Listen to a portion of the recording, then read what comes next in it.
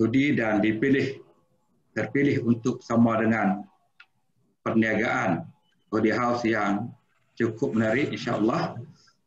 Dan saya akan berkongsi pada pagi ini sembang-sembang kisah-kisah awal saya bersama dengan Odi House dan sejarah-sejarah sikit lah masa yang ringkas yang singkat ini.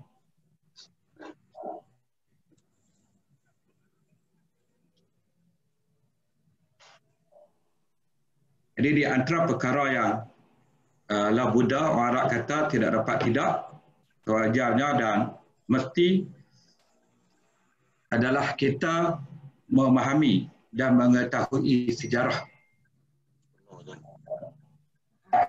Kalau kita tengok dalam Islam sendiri, sirah an-nabawiyah, nah, sejarah hidup Rasulullah SAW di antara topik yang cukup penting yang membawa kita kepada kenalnya agama ni. Sebab tu saya pun banyak bagi kuliah-kuliah di Masjid Surau, banyak sirah an-nabawiyah. Jadi melalui sejarah ni dia akan berlakulah kefahaman, penghayatan, kecintaan, keyakinan. Termasuklah kalau kita join mana-mana organisasi pun, juga perniagaan yang kita libati, di antara perkara yang perlu kita faham adalah kita kena memahami sejarahnya. Sebab tu kalau ada pepatah kata kalau nak memusnahkan satu tanaman, kita racun biji benih. Kalau nak memusnahkan satu pohon, racun akar dia, dan nak memusnahkan satu tamadun manusia, racunlah sejarah dia supaya orang tak kenal sejarah. Sebab sejarah dia menjadi satu senjata yang cukup kuat. Kalau dalam agama kita sendiri, sejarah bangsa hari ini, ramai orang yang kurang kecintaan kepada negara, kepada bangsa, kadang disebabkan generasi muda yang semakin terpinggir dengan sejarah hebat yang dilalui oleh orang yang terawal membina apa yang kita lihat pada hari ini. Jadi begitu juga dengan perniagaan, perjalanan Odi House, kita mempunyai sejarah kita yang tersendiri yang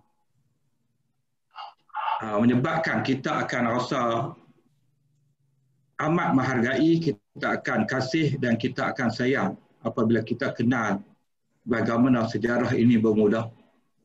Yang macam kalau kisah masyarakat lah, kalau contoh seorang bapa yang mana dia meninggal. Dia meninggalkan 50 ladang kelapa sawit kepada anaknya. Pusaka dapat kepada anak seorang. Tapi dia tak pernah menceritakan kepada anak dia macam mana sejarah dia membangunkan ladang kelapa sawit 50 ekar. Dia tak cerita. Sebulan selepas settle pusaka, dapat ubah nama kepada si anak. Tengok dia jumpa rakan ayah, jumpa anak ni dekat jabat tanah, tanya buat apa? Dia jual 50 ekar ladang tu kepada non-Muslim, kata Cina lah contohnya.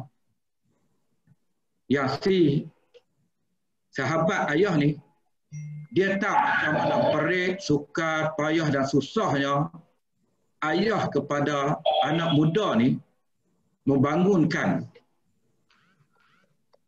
50 ekar ladang kelapa sawit ni.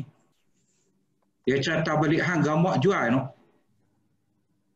Pakcik tengok macam mana susahnya ayah hang ni waktu lepas kemerdekaan dulu, puluhan tahun yang lalu, kawasan tu, kawasan bukit, bukan kawasan belukar saja dengan rimba, dengan pokok-pokok yang besar. Ayah dia ni, arwah ayah dia pergi berkampung sampai sebulan, tebang pokok, kemudian bakar bekas pokok-pokok yang ditebang, kemudian waktu nak memunggah pokok tu dengan gajah pun tersempak, harimau kumbang jumpa harimau belang lalu kot belakang, ulat sawah lilit dengan tak kira lagi hak terbuan, terbingat apa semua dengan serangga-serangga yang berbisa ni, yang kena duri, hak cedera, kena parang, kena gergaji. Akhirnya ayah ni dia bangunkan kawasan yang di Trokar ni sampailah dia boleh tanam kelapa sawit, sudah waris kepada si anak.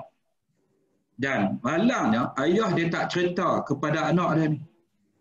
Yang pakcik tadi yang cerita, teruknya ayah hang memugar, usahakan hang mudah ya. Sebulan lepas ayah mati jual macam tu. Anak dia kata lah, ayah tak nak cerita, tak tahu ingatkah ayah dapat free. Macam tu juga, mana-mana organisasi ni, penghayatan kepada sejarah akan menyebabkan kita rasa satu kebanggaan, kita akan rasa satu yang cukup penting untuk kita pertahan, dan kita rasa satu perkara yang cukup membanggakan kita. Jadi saya taaruf ringkas nama saya seperti pengerusi perkenal tadi, Muhammad Zahir bin Ghazali, diamanahkan sebagai sekarang penasihat ejen development dan juga penasihat Afiq Akademi, CEO di Jabat Pengelarah Ejen oleh House Malaysia di Legend Heights, Senang Petani. Saja pendidikan saya yang saya cerita sikitlah supaya kenal siapa yang jadi ejen. Kalau sebelum ni saya yang handle daripada mula dulu A sampai Z semua. Sekarang ni saya dah tak terlibat dengan secara khusus pengendalian ejen, dan saya cuba sebagai penasihat lah, apa-apa yang berkaitan yang perlu saya bantu, saya akan turut serta. Saya asal daripada Kedah, dulu belajar di pondok Pak Ya, yang saya amai anak-anak perempuan tu. Kemudian saya sambung belajar di Madrasah Nahdah juga di Bukit Besar. Kemudian saya sambung di Universiti Al-Azhar di dalam jurusan Syariah Islamiah.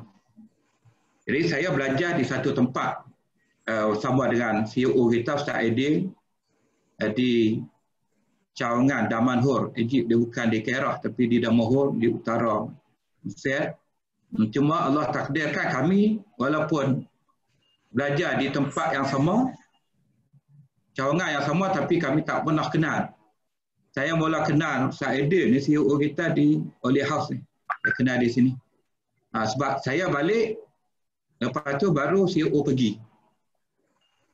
Sebab dia junior, saya balik ke Malaysia baru pergi, saya ingat mungkin selisih dia duduk Benggala macam tu, kat India macam tu. Selisih itu tak ada jumpa. Cuma dikenalkan di dalam perniagaan Oli House ni. Cuma dia cerita dia pergi sana, dia dengar lah cerita tentang saya di sana. Saya ni apa? Dia bukan glamour kat mana. Tak pegang jawatan pelajar ke apa semua. Kepimpinan apa tak ada. Kemudian dari sudut belajar cemerlang pun tak. Cuma rumah saya ni orang panggil rumah antarabangsa. Rumah saya tinggal. Sebab saya banyak berkawan. Kalau rumah sewa saya ni kalau pergi, dan pagi masuk bilik saya ada orang Lebanon, pergi dapur ada orang Turki, pergi ke bilik ayah ada orang Kurdi, kawan-kawan saya ramai. Orang Arab sampai pakai kain pelikat duduk. Jadi rumah saya ni meriah dengan masyarakat satu dunia. Sampailah hari ni ada yang datang, baru ni ada datang daripada Qatar, datang rumah saya, daripada Mesir, Turki apa semua, berhubung walaupun dah anak cucu dah. Tapi rumah saya ni dikenali sebagai rumah antarabangsa, saya banyak kawan. Kemudian sekarang ni aktiviti saya biasalah, saya kuliah ceramah-ceramah kat kampung macam tu. Kemudian ada 6 cahaya mata, 4 perempuan, 2 lelaki. Dan pengalaman saya sebelum saya bersama dengan Oli House, saya terlibat 15 tahun dalam perniagaan HPA Kopi Redik Mais Cawan. Saya yakin semua pernah dengar Redik Mais Cawan. Satu company yang pernah menggegarkan Malaysia satu ketika dulu. Ingat setiap apa pergi kedai adalah kopi redik. Jadi 15 tahun saya tamat pengajian, saya terlibat secara langsung membangunkan network dalam HPA dan alhamdulillah Allah bagi bantuan tak hebat manapun kita, tapi Allah bantu mudahkan urusan kita. Saya ada lebih kurang dalam 500 hingga 600 ribu network saya, ahli-ahli di bawah saya. Jadi daripada mula zero, saya tak pernah berniaga dalam MLM, saya study, saya belajar, saya letakkan target, saya letakkan satu impian yang besar. Jadi dalam tempoh beberapa tahun, alhamdulillah saya menjadi top leader saya di antara orang nombor 2. Orang nombor 2. Jadi pendapatan masa tu alhamdulillah Allah bagi. Rasi kita memang saya dapat macam-macam dalam perniagaan dulu. Dengan apa anugerah, saya ingat semua anugerah yang company tawarkan, saya kejar, saya dapat. Kereta ke, pergi belancong ke, pergi setiap tawaran berikan oleh company, saya kejar dan saya dapat alhamdulillah. 15 tahun saya bersama dengan perniagaan HPA, kira banyak pengalaman berhadapan dengan karenah manusia, karenah usahawan dan juga karenah pelanggan. Jadi semua saya jadikan sebagai satu ilmu. Ada suka, ada duka, tapi saya cukup optimis bahawa kalau kita ada kesungguhan, kita ada semangat, kemahuan yang tinggi yang menjadi modal dalam perniagaan ni, insya-Allah kita akan berjaya. Dia bukan modal utama kita adalah wang. Kalau setengah orang dia kata dia ada duit, dia boleh join perniagaan oleh house. Modal yang utama dia bukan modal wang, tetapi modal sikap kita. Modal sikap, kemahuan kita yang tinggi untuk kita terlibat dalam perniagaan ni. Kita masuk program, kita hadir dalam kursus-kursus, kita tingkatkan lagi ilmu yang berkait dengan bisnes kita, keusahawanan. Yang pertama adalah modal kemahuan kita. Kemahuan tu, kita nak ubah diri kita nak tingkatkan prestasi dan seumpamanya. Jadi kalau tidak ada kemahuan, memang saya selalu cerita kepada pihak camp, kalau kita jumpa ejen baru yang ada kemahuan sendiri, satu anugerah yang besar. Sebab kita pengalaman daripada mula bersama dengan Oleh House, ribuan ejen yang mendaftar menjadi ejen Oleh House. Ada yang datang pergi, ada yang hadir menghilang, ada yang bersama kemudian berhenti. Yang bertahan ada sebab, yang jatuh, yang tidak bertahan dia ada punca dia. Jadi antaranya kemahuan, modal sikap tu dia tak ada. Kemahuan yang tinggi dia untuk dia terlibat di dalam perniagaan ni. Kemudian modal yang seterusnya adalah modal ilmu. Ilmu dia bukan wang saja, tetapi modal ilmu. Modal ilmu ni, orang Arab kata faqidu syai' la yu'ti. Tidak ada sesuatu kita tak boleh memberi. Ilmu yang berkait dengan produk, ilmu yang berkait dengan CRM dan seumpamanya. Kemudian kita kena ada modal dari sudut strategi dan perancangan.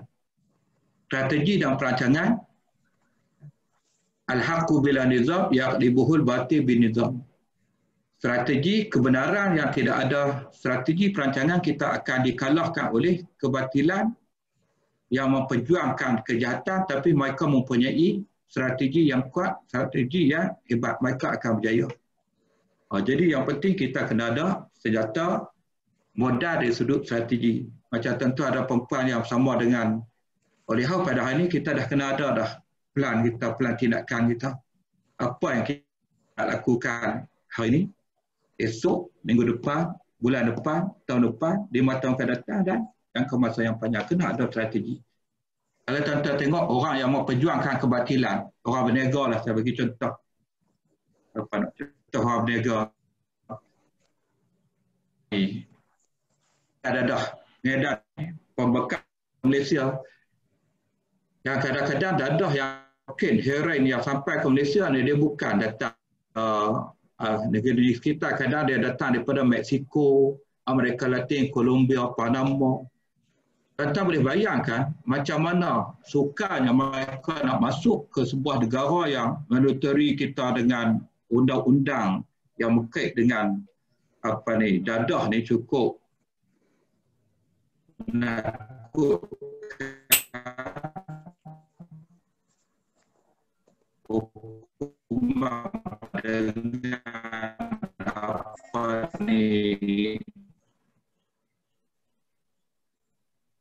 dengan kesempatan darat yang kita boleh bayang macam mana bisnes mereka boleh rancang, boleh di Malaysia.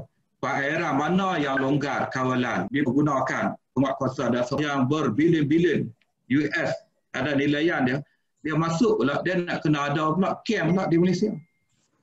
Dia nak letak bukan lumbuk tepi hotel apa.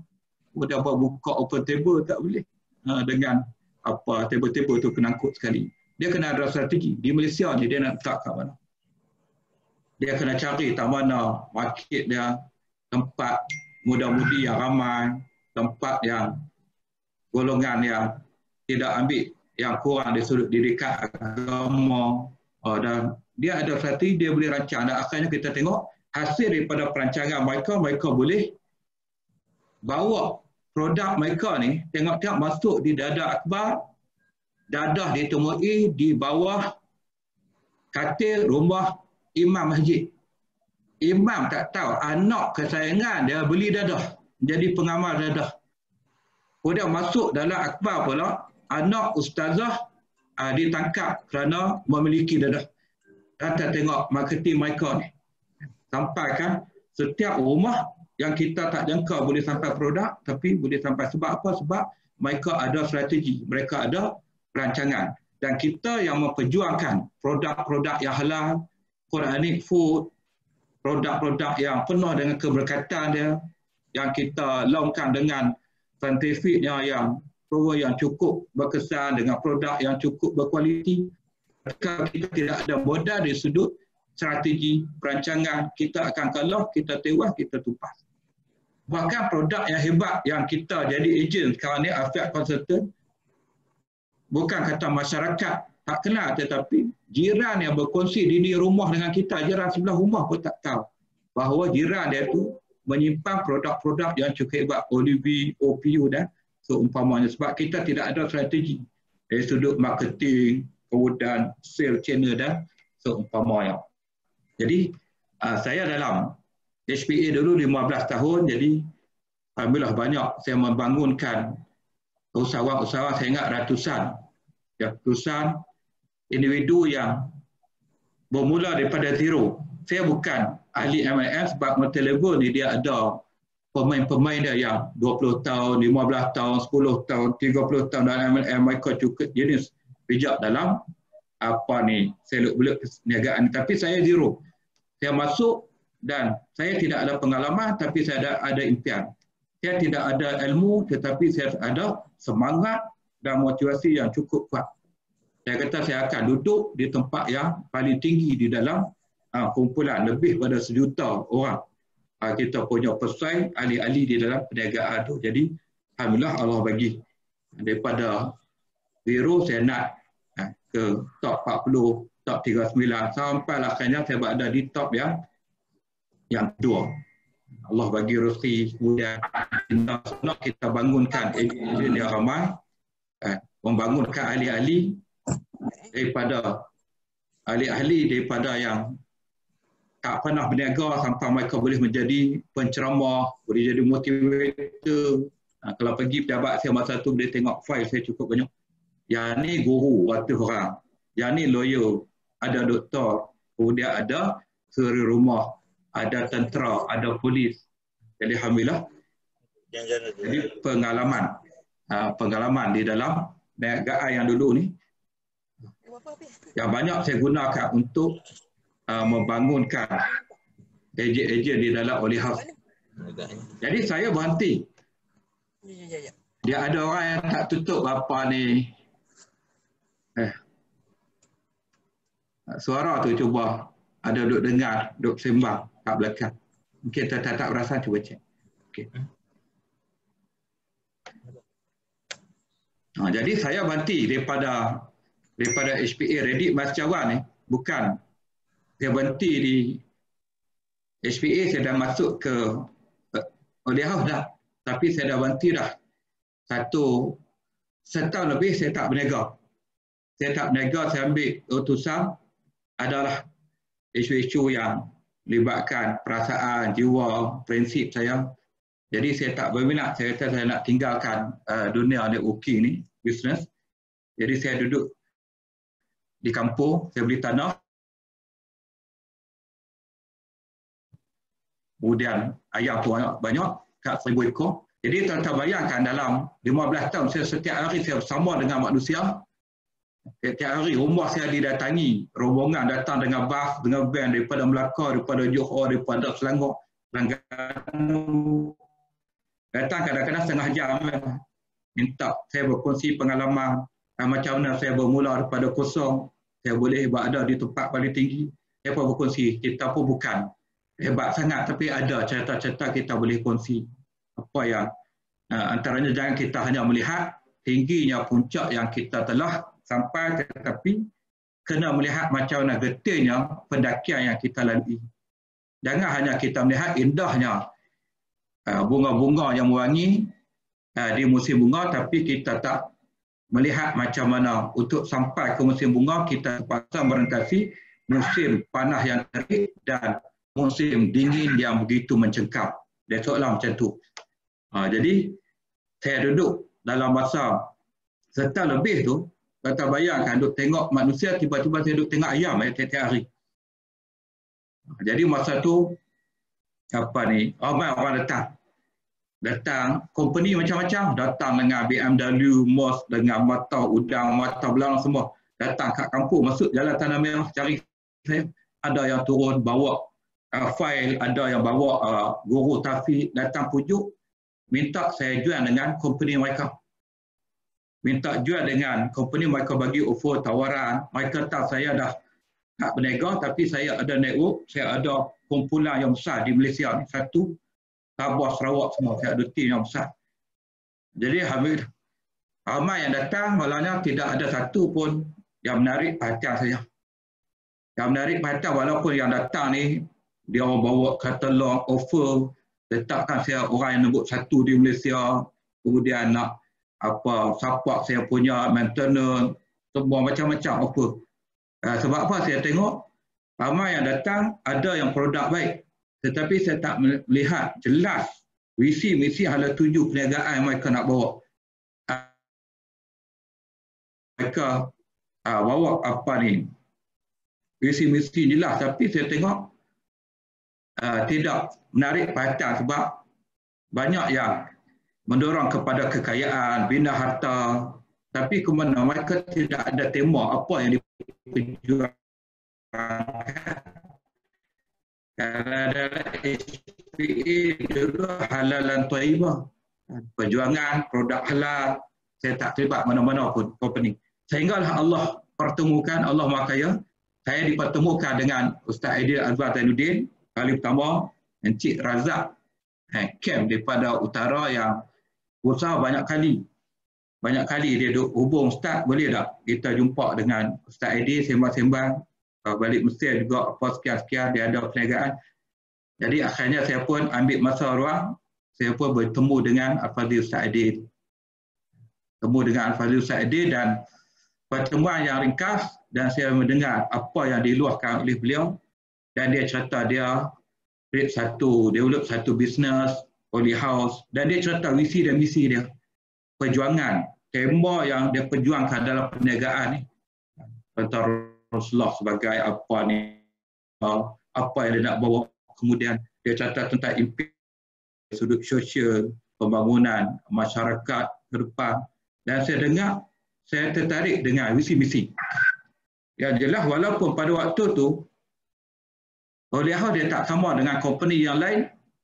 Oleh House ni ada idea dia. Dia tidak ada pejabat macam hari ni, ada pembantu 2-3 orang. Kemudian produk pun ada satu produk, pamphlet pun tak ada, kemudian tak ada segala segi. Dia cuma ada kemahuan dia. Dia kongsi, saya nak macam ni, saya nak saya sama Oleh House ni sekian. Satu-satu. Dan dia kata dia yakin Ustaz Zahir boleh bantu dia dengan hubungan dengan Dr. Faiz. Saya dengar tu, saya balik dan saya terus tertarik dengan apa yang disampaikan oleh Ustaz Aidil, dan saya rasa mungkin inilah medan saya yang baru.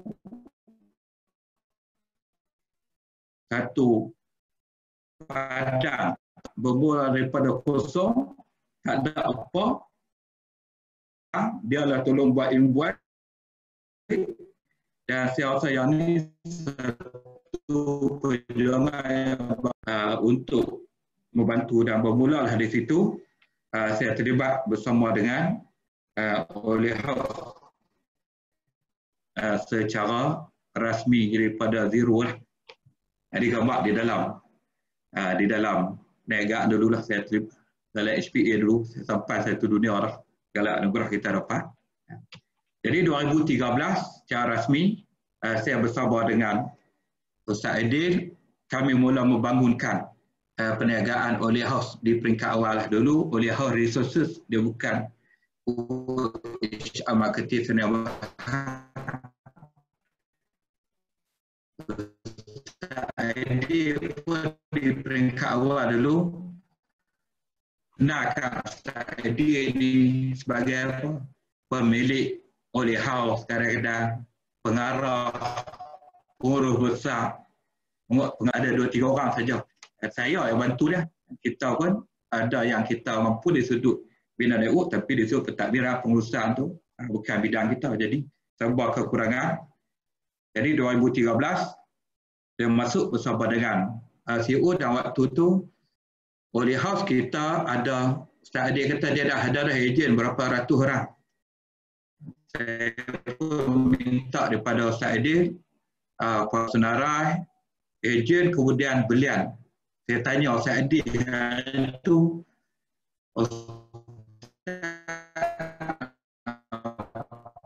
jualan kita sebulan berapa? Sebab saya kata bukan apa ni staff, masa 12 hingga 20 hingga 18 juta satu bulan. Saya ingat masa tu Ustaz Aidil terdiam. Dia jawab, saya ada atas sebulan dalam, boleh kuat dalam 70,000. Company bukan ejen. Saya pun tak terkejut sebab kita baru. Kemudian senarai ejen yang ramai, Ustaz Aidil dia lantik.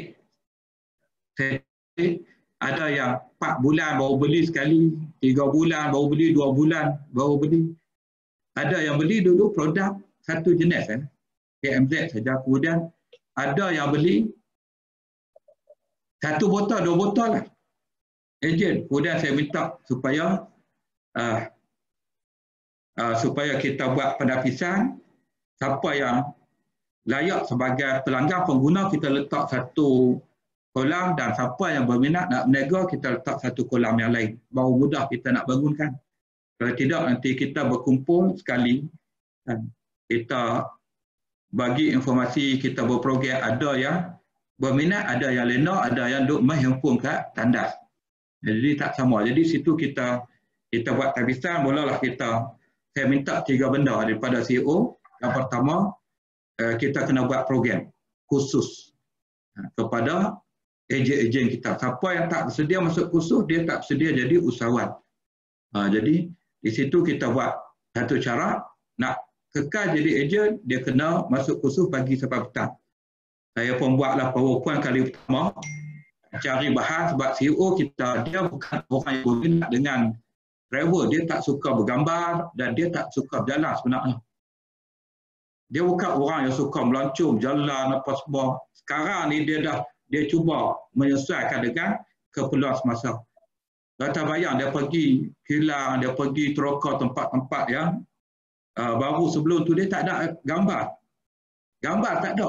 Saya nak present sejarah macam mana bermula Oleh House ni tak ada gambar. Jadi dia luluskan buat program, kita buat.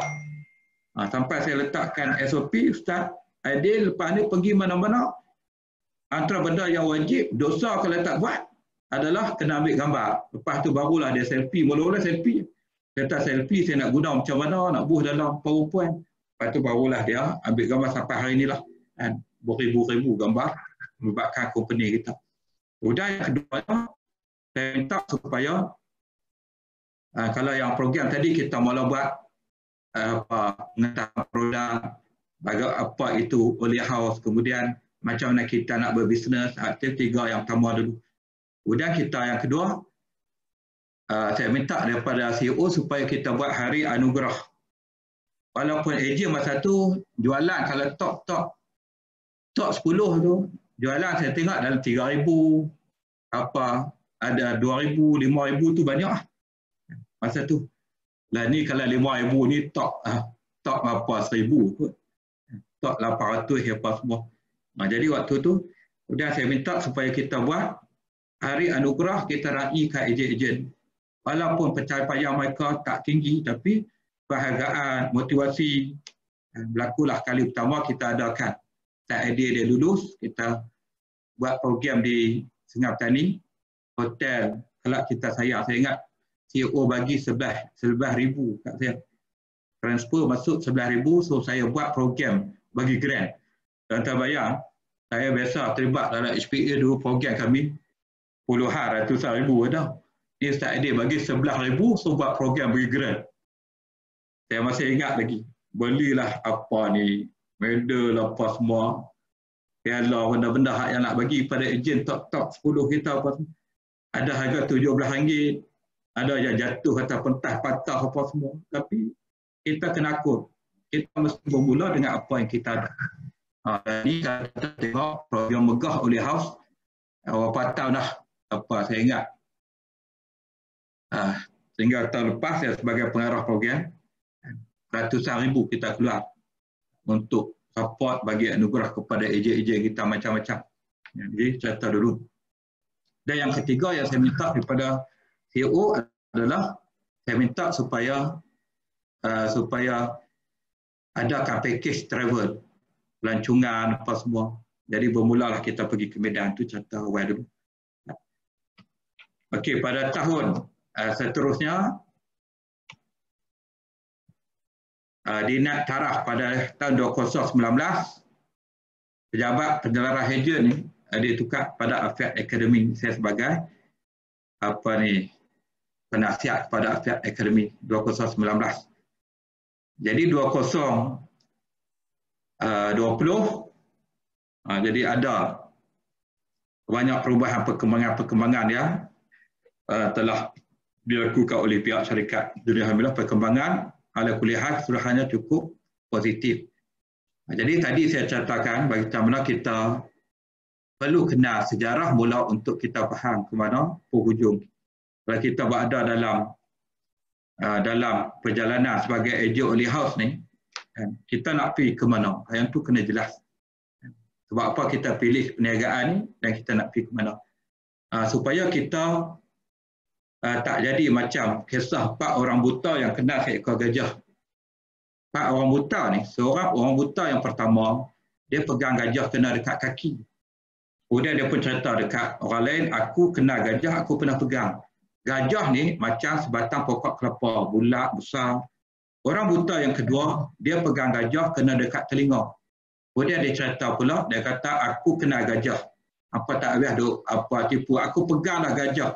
Gajah ni fizikal dia macam sekeping kipas, besar, lebar.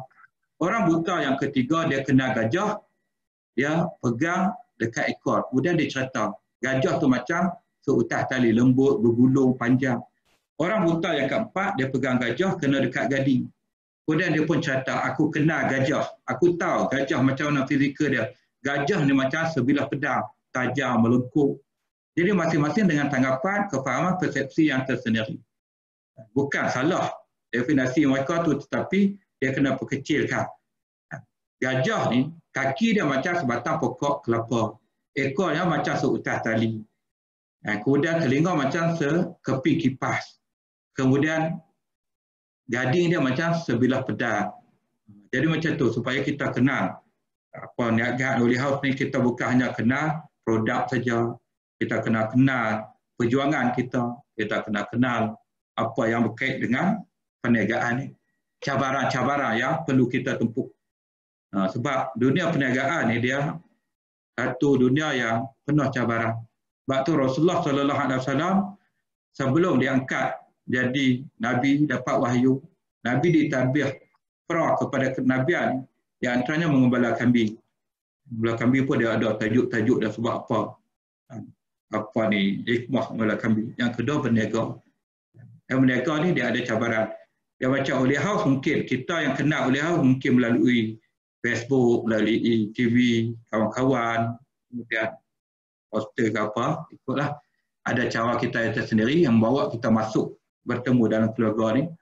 Dan kadang-kadang kita tengok daripada jauh ni, kita rasa seronok, satu keindahan yang kita nampak.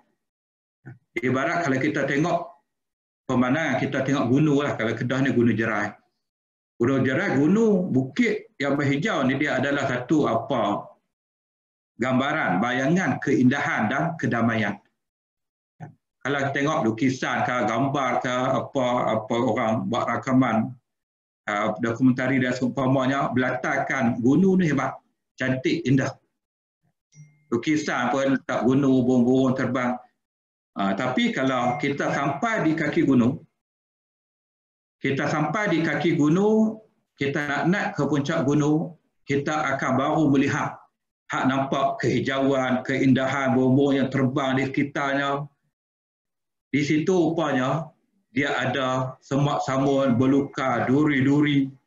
Di situ dia ada binatang-binatang yang melukakan kita, yang serangga-serangga yang menyengat. Tak kira lagi haiwan-haiwan pemangsa, dengan perjalanan yang di situ kita akan melihat perniagaan ini dia bukan semudah apa yang kita lihat daripada jauh. Yang ini saya cerita bukan nak bagi kita ni patah balik tak mau naik gunung. Tapi supaya kita bersedia. Ada orang dia masuk dalam dunia perniagaan, dia jadi ejen, lepas tu dia tengok tu dia kena belajar yang ni. Dia kena faham produk, dia kena masuk program, kemudian kena belajar tentang CRM, Customer Relationship Management, kemudian tentang marketing, macam-macam dia tengok. Dengan cabaran-cabaran tu dia tak berhadapan lagi dengan gelagak pelanggan-pelanggan. Dia tak berhadapan lagi dengan tekanan, kemudian apa yang dibawa oleh pihak camp nak memandu kita ke depan. Salah sekali, akhirnya dia tak bertahan. Dia tak bertahan, ada yang 2 bulan berhenti, ada yang 5 bulan, ada yang setahun. Jadi saya yakin, insya-Allah saya doakan tim yang ada pada hari ini, yang saya tengok wajah seorang-seorang tadi memang wajah-wajah yang menunjukkan motivasi yang cukup tinggi. Dan saya percaya insya-Allah ini adalah tim yang terbaik, yang akan bertahan dan akan mencipta sejarah di dalam perniagaan ini insya-Allah. Jadi kalau tuan-tuan tengok Ustaz Aidil Azwar Zainuddin, CEO kita anak muda, umur baru 30-an.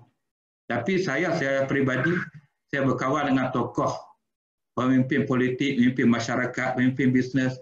Saya tak pernah jumpa lagi seorang dinamik yang profesional, yang berilmu, yang sama dengan dia. Kalau orang kata mudah dia buah Holy House, tak apalah, yang tu pengalaman saya. Saya jumpa dengan bos yang lain pun banyak. Jadi dengan Allah anugerahkan kepada kita ni seorang pemimpin yang muda, tetapi orang yang cukup jenis. Ustaz Aidil dulu, dia dilahirkan daripada keluarga yang serba banyak cabaran lah. Sebab ayah dia meninggal waktu dia kecil. Ayah meninggal waktu kecil, dan dia tak sama dengan anak-anak yang lain. Tuan-tuan bayang, anak sulung, adik ramai, ayah tak ada, mak serumah, tak bekerja. Kemudian ditawarkan bekerja di Bernah atas ihsan jasa ayah arwah yang berkhidmat untuk Bernah masuk kerja. Dia cerita kalau kawan-kawan yang lain ni anak budak-budak kawan-kawan umat nantang darjah 1, air mata dan tangisan rintihan tu jadi senjata untuk memiliki sesuatu. Jalan dengan ayah menangis sikit nak pensel dapat, tapi Ustaz Adil tak, dia kata. Tangisan silat dapat pelempang. Adik-adik dia tak ada ayah. Jadi dia sobat kehidupan ni dia kata dengan jual menega sampai tingkatan masuk sekolah menengah. Dan dia pelajar yang pintar di sekolah Maktab Mahmud dulu tuan-tuan sekalian. Siapa pelajar yang bijak, yang jenius, dia akan dilangkau kelas. Macam kata 1 nak kata 3. Ustaz Adil ni kata 1 dia dah tak boleh follow dah. Dia punya pengajian, rakan-rakan sebaya dia. Rakan sebaya sampai sekolah buat keputusan dia ni dinatkan terus ke tingkatan 3. Nak tingkatan 3 terus. Sebab apa kalau tidak dia duduk, dia tidur dalam kelas ya. Ustaz Barah tanya soalan, mau boleh jawab, Faisal dapat nombor 1, lebih kurang macam tu. Jadi kemudian bila nak tingkatan 3 pula, dia dapati tak boleh, apa masalah lagi. Kemudian dia terus nak ke tingkatan 5. Sampai 2 kali dia langkah kelas. Jadi ni Ustaz Adil alhamdulillah hari ni dia menjadi orang yang kalau tuan-tuan jumpa orang yang kalau dia share dalam Facebook tuan-tuan tengok semua sampai ada seorang baru Datuk Seri sampai seorang Datuk Seri tu sampai dia tak boleh pergi, dia kata dia tak pernah jumpa seorang anak muda ni dalam hidup dia, umur dia 70 lebih dan dia ada company sampai berjuta ratusan juta dan dia tak jumpa seorang anak muda macam ni.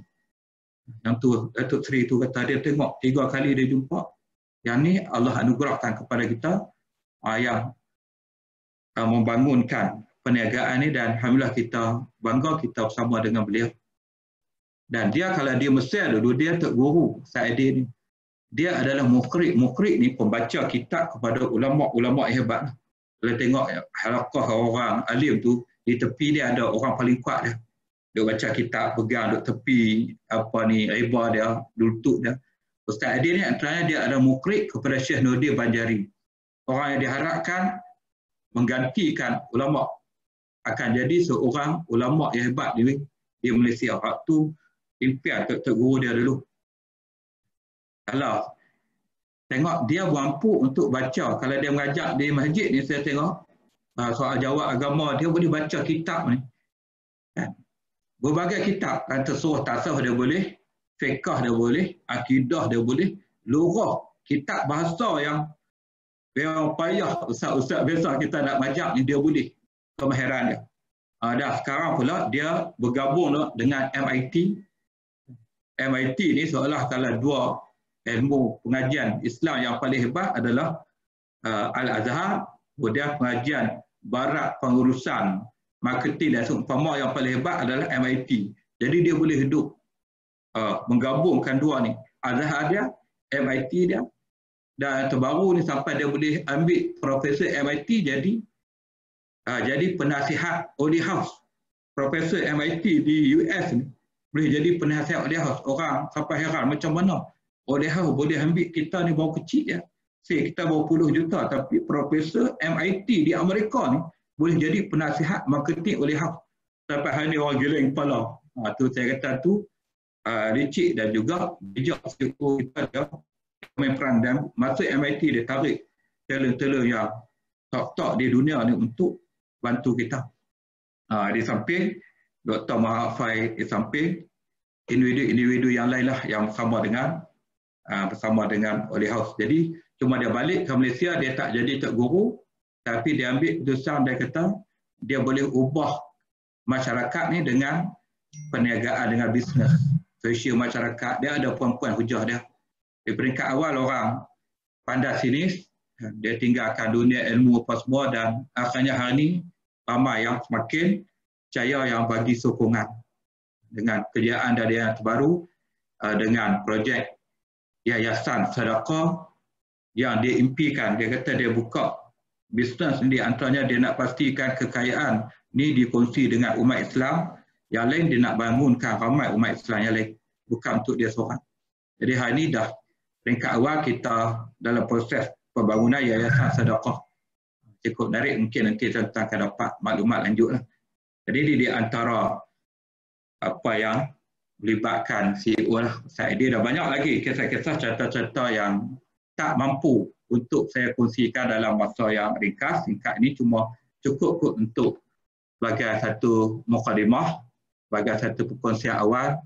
Jadi insya-Allah ada ruang, ada masa, peluang, kesempatan, insya-Allah kita akan jumpa lagi. Saya cukup menghargai tuan-tuan dan puan yang bersama dengan perniagaan Audi House dan ramai orang yang datang masuk dalam perniagaan ini dalam keadaan zero, kosong, tak tahu, tak arti nak cerita, tak ada pengalaman berniaga kemudian, tapi mereka mempunyai satu keinginan, semangat, kesungguhan untuk maju dalam perniagaan ini. Dan hari ini kita tengok, saya boleh cerita seorang-seorang ejen-ejen daripada mula masuk dalam keadaan kosong, tapi dengan kesungguhan mereka telah mencipta sejarah dalam perniagaan ini. Jadi saya rasa cukup untuk hari ini perkongsian. Saya bagi ringkas ya, sembang-sembang, bukan ada apa pun.